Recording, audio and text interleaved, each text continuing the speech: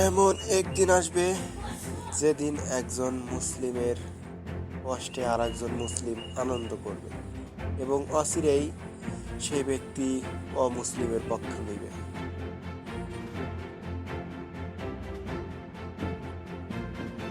AI দেয়া কি করা সম্ভব, এটা দেখা এবং বোঝার চেষ্টা করুন, কারণ এতে আছে দার্জালের গোপনীয়তা এবং অজানা অধ্যায় যা তোমরা বুঝবে, জানবে কিন্তু মানবে না।